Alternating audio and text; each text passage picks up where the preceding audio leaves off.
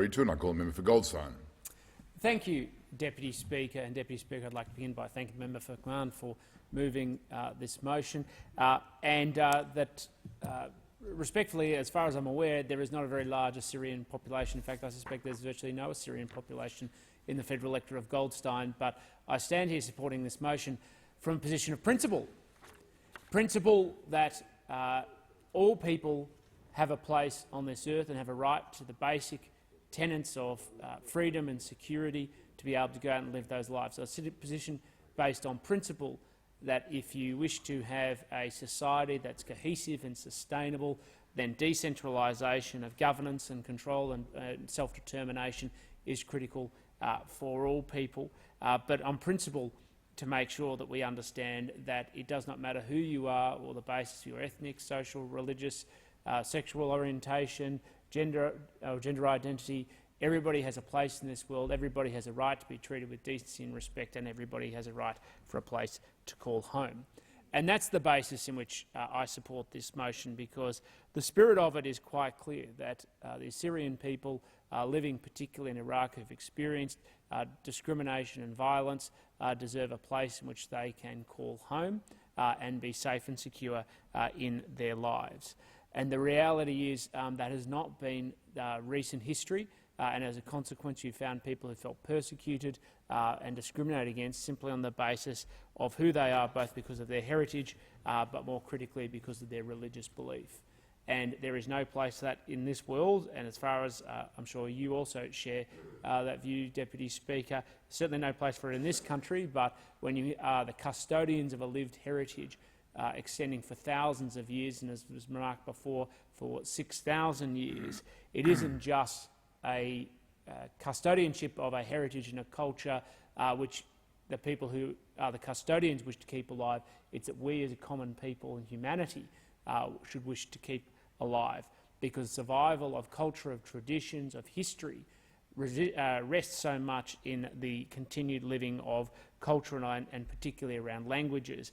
And when a people are isolated or separated from their country or their land, and don't have the capacity to be able to peacefully coexist, that language and that tradition, that culture progressively diminishes.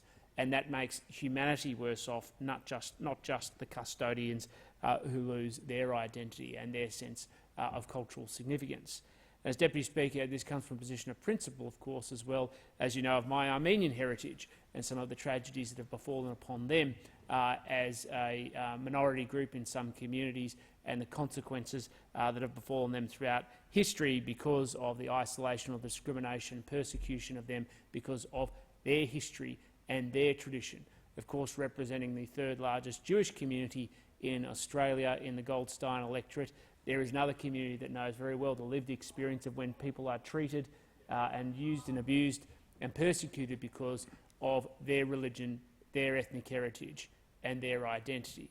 It goes to the heart of a speech I gave in this parliament only last week, where, extending on the recent speech by the Prime Minister to the United Israel Appeal, who talks specifically about the horrors of identity politics, it's when we cease to see people through their common humanity and start to identify them through their identity, and that can be used both to bolster or to persecute, that we lose sight of what brings us together as a people.